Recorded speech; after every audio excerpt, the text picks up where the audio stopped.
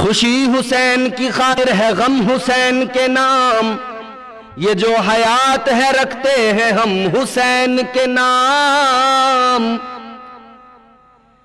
جناب حضرت مسلم بن عقیل کا خط امام حسین کی بارگاہ میں جب پہنچ گیا، امام حسین رضی اللہ تعالیٰ عنہ نے خط کو پڑھا۔ خط میں لکھا تھا، مولا حسین آپ تشریف لے آئیے، اس لیے کہ حالات سازگار ہیں، ماحول اچھا ہے۔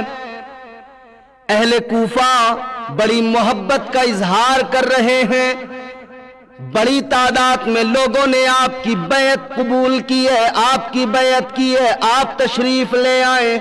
سارے کوفہ کے باشندے آپ کی آمد کے منتظر ہیں، آپ کا یہاں شدت سے انتظار ہو رہا ہے۔ یہ خط اس دن امام حسین کو ملا، اس دن امام حسین نے پڑھا جس دن ادھر امام مسلم کے ساتھ اہل کوفہ نے بے وفائی کی تھی، اور اس بے وفائی کے سبب امام مسلم کی اس دن شہادت ہوئی۔ ادھر امام مسلم کی شہادت، ادھر مولا حسین نے اس خط کو پڑھا اور پھر کوفہ جانے کا عزم مصمم کر لیا۔ جب آپ نے سفر کا ارادہ کیا، اہل مکہ کو خبر ہوئی، مکہ والوں نے آپ کی بارگاہ میں اصرار کیا، اے حسین آپ کوفہ نہ جائیں، اس لیے کہ کوفہ کے باشندے، کوفہ کے لوگ بے وفائی میں مشہور ہیں، وہ درہم و دینار کے بندے ہیں، وہ غداری کبھی بھی کر سکتے ہیں۔ حسین آپ ہرگز مکہ کو چھوڑ کر نہ جائیں، اس لیے کہ آپ دارالامان میں ہیں، آپ وہاں ہیں جہاں اللہ کے آخری پیغمبر جناب حضرت محمد مصطفیٰ صلی اللہ تعالی علیہ وسلم کی پیدائش ہوئی ہے۔ آپ اس شہر مبارک اور مقدس میں ہیں جہاں پر اللہ کا مبارک مقدس پاکیزہ گھر موجود ہے، جہاں کعبۃ اللہ موجود ہے۔ آپ اس شہر مبارک کو چھوڑ کر نہ جائیں، آپ کوفہ کی جانب جانے کا ارادہ ترک فرما دیں۔ اللہ اللہ سب نے اصرار کیا، مگر مولا حسین نے سب کے اصرار کے باوجود بھی اپنا ارادہ ترک نہ کیا، اور آپ نے فرمایا کہ مجھے کوفہ جانا ہے، اس لیے کہ یہ خط امام مسلم کا بھی آ چکا ہے اور اہل کوفہ کے خطوط بھی میرے پاس ہیں۔ اللہ اللہ، حضرت ابن عباس رضی اللہ تعالیٰ عنہ نے امام حسین رضی اللہ تعالیٰ عنہ کی بارگاہ میں معروضہ پیش کیا، اے مولا حسین نہ جائیے، اس لیے کہ کوفہ کے لوگوں کا اعتبار نہیں کیا جا سکتا۔ اللہ اللہ، مولا حسین نے وہ امام مسلم کا خط دکھایا اور فرمایا اب کوئی عذر باقی نہیں رہتا، میں سفر ترک کروں، کوئی شرعی طور پر اب عذر بھی باقی نہیں ہے۔ اور جب زیادہ اصرار ہوا تو امام حسین رضی اللہ تعالیٰ عنہ نے فرمایا کہ میں نے رات کو خواب دیکھا ہے اور مجھے رسول اللہ صلی اللہ تعالی علیہ وسلم کے فرمان پر عمل کرنا ہے۔ پوچھا گیا حسین وہ کیا خواب ہے؟ مولا حسین نے فرمایا وہ خواب میں کسی کو نہیں بتاؤں گا، یہاں تک کہ میں اپنے رب سے جا ملوں، اپنے نانا جان سے جا ملوں، مگر میں اپنا خواب بیان نہیں کروں گا۔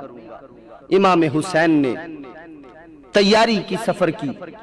8 ذی الحجہ کو شہر مکہ کو الوداع کہہ کر امام حسین رخصت ہو رہے ہیں۔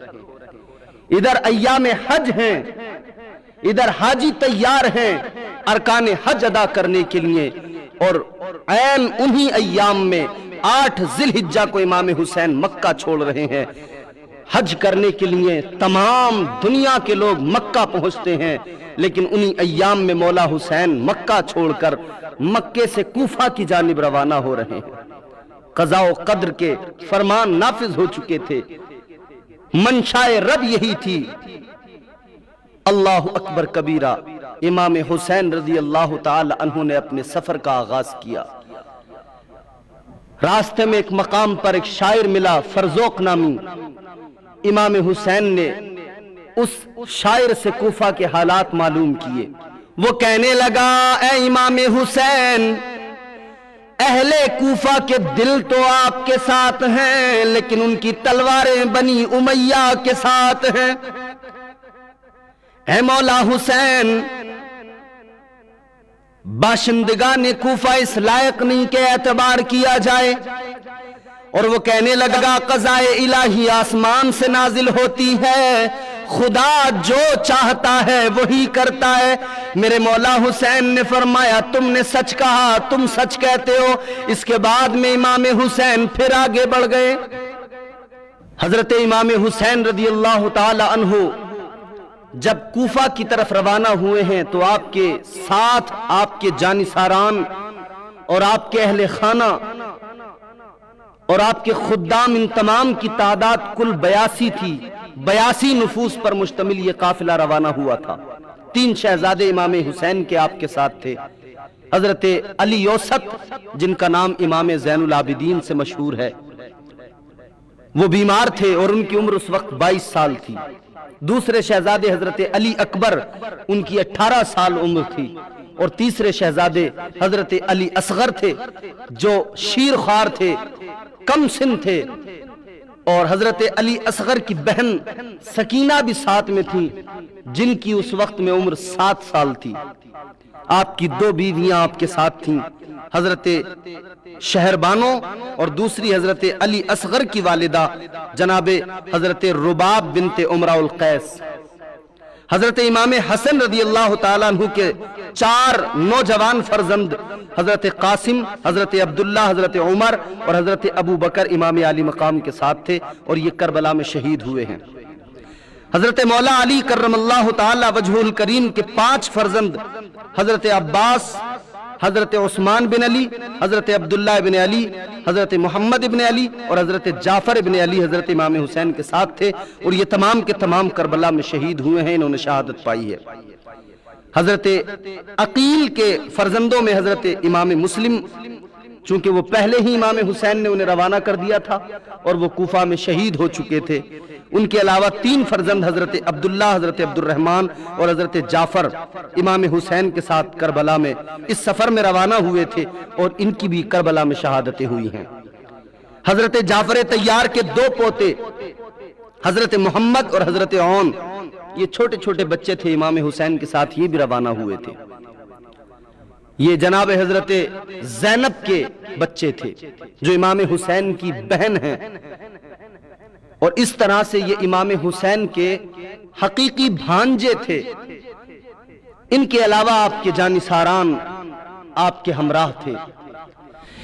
इमाम हुसैन रदी अल्लाह ताला अन्हु के इस काफिले के आने की खबर जब इब्ने जियाद को मिली, इब्ने जियाद मक्कार ने अपनी पुलिस को मुकर्रर किया, लोगों को मुकर्रर किया कि वो हुसैन को कहीं रास्ते में ही रोक ले। और साथ साथ ये भी इंतजाम किया गया, जगह जगह पर लोग रखे गए कि इमाम हुसैन के काफिले की नक्लो हरकत की भी इत्तला दी जाए और अहले कूफा और इमाम हुसैन के दरमियान खतो किताबत का सिलसिला न रहे, कोई राब्ता न हो सके। अल्लाह अल्लाह ये काफिला जब आगे बढ़ रहा था, इमाम हुसैन ने मकाम हाजिर में पहुंचकर अपने एक रफीक कैस बिन मसहर को अपनी आमद की इत्तलाई तहरीर देकर कूफा रवाना किया। लेकिन उमवी हुक्काम ने पहले से रास्तों की नाकाबंदी कर ली थी, नाकाबंदी की हुई थी, इसलिए कैस जब कादसिया के करीब पहुंचे तो उनको गिरफ्तार कर लिया गया, इब्ने जियाद के पास कूफा भेज दिया गया। अल्लाह अल्लाह, इब्ने जियाद ने उनको ये गुस्ताखाना हुक्म दिया कि कसरे इमारत की छत पर चढ़कर हुसैन बिन अली को गालियां दो, माज़ल्लाह सुम्मा माज़ल्लाह। कैस इस हुक्म पर कसर के ऊपर चढ़ गए और अल्लाह ताला की हम्दो सना बयान करने के बाद में लोगों से कहने लगे, हुसैन बिन अली फातिमा बिनते रसूल सल्लल्लाहु ताला अलैहि वसल्लम के लख्ते जिगर हैं। इस वक्त खल्क़े खुदा में उनसे बेहतर कोई नहीं, वो सबसे बेहतरीन शख्स है।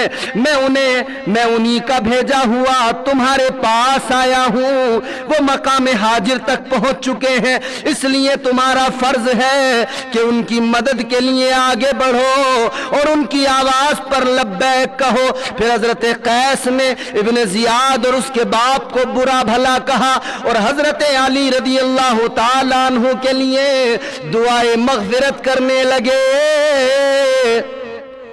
ابن زیاد غضبناک ہو گیا، بھڑک گیا، غصہ آ گیا۔ اس نے سپاہیوں کو حکم دیا ان کو لے جاؤ کسی اونچی عمارت سے نیچے پھینکو تاکہ ان کی ہڈیاں چکنا چور ہو جائیں۔ اللہ اللہ، اس کے جلاد، اس کے سپاہی جناب حضرت قیس کو پکڑ کر لے کر گئے، بلند و بالا عمارت سے نیچے پھینک دیا۔ اللہ اکبر، جب نیچے پھینکا تو آپ کی ہڈیاں چکنا چور ہو گئیں اور اس طرح سے جناب حضرت قیس کی شہادت ہو گئی۔ ابھی امام حسین راستے میں ہیں کہ آپ کے ایک جانثار، ایک رفیق ادھر شہادت پا چکے، کوفہ میں ایک اور شہادت ہو گئی۔ میرے عزیزو، یہ سلسلہ یوں ہی آگے بڑھتا چلا گیا۔